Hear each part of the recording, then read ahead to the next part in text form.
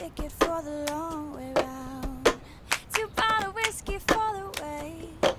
And I sure would like some sweet company. I'm leaving tomorrow, what you say? Shalom! Bienvenue dans ce BibMug 2 où nous poursuivons notre enquête biblique sur le thème de la femme.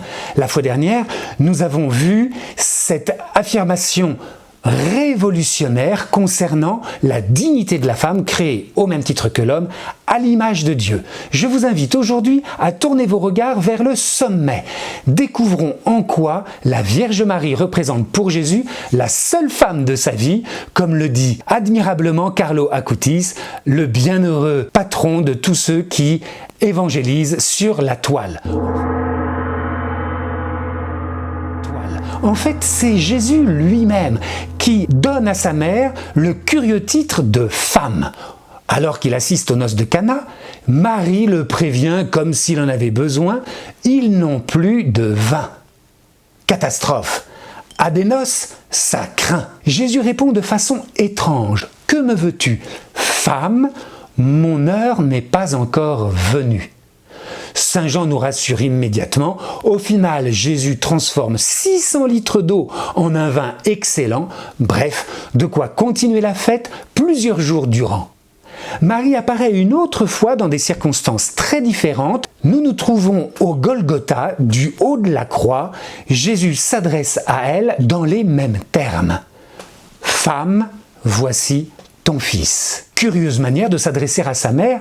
Jamais dans les textes de l'Antiquité, un fils n'apostrophe sa mère en l'appelant femme. Que cherche à nous faire comprendre Saint Jean?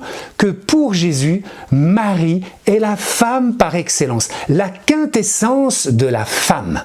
En elle, Dieu a parfaitement accompli son dessein sur la femme. En quoi? Parce que la jeune fille de Nazareth a répondu oui lorsque l'ange lui a annoncé une nouvelle incroyable, elle allait devenir la mère de Dieu. Comment? Dieu veut faire l'expérience de ce que c'est qu'avoir une maman et il me choisit pour cela? Ok, j'y crois. Et ça n'est pas tout. Devenue mère, elle présente son fils à ceux qui viennent adorer le Fils de Dieu. Elle apprend à parler, à marcher, à prier au Verbe éternel. Elle le prépare à sa mission future. Le jour venu, aux noces de Cana, elle implore son fils d'intervenir en notre faveur et nous invite à la docilité. Faites tout ce qu'il vous dira. À aucun moment elle ne faiblit. Mère du condamné, elle se tient debout au pied de la croix et reçoit alors tous les disciples de Jésus comme ses propres fils. Admirable cette œuvre que Dieu réalise en sa pauvre servante comme elle se désigne elle-même dans le Magnificat.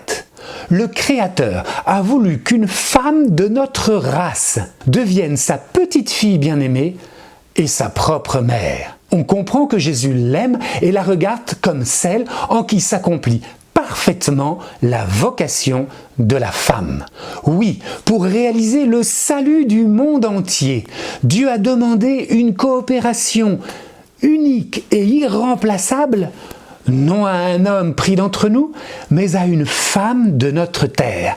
Après cela, difficile de nier que la révélation biblique ne réserve pas la meilleure place à la femme. Et si vous avez encore besoin de vous en convaincre, regardez Marie.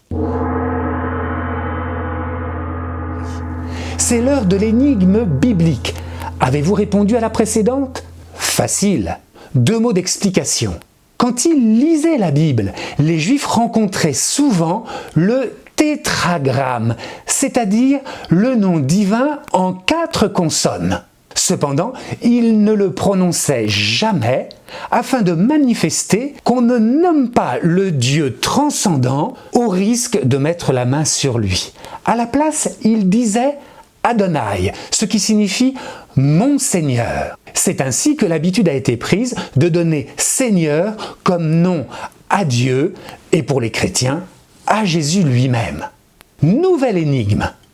Quel trophée cette veuve belle et admirable brandit-elle face aux armées d'Assour venu investir Jérusalem. À vos Bibles, cherchez et vous trouverez.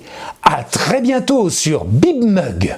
Then tomorrow, what you say when I'm gone?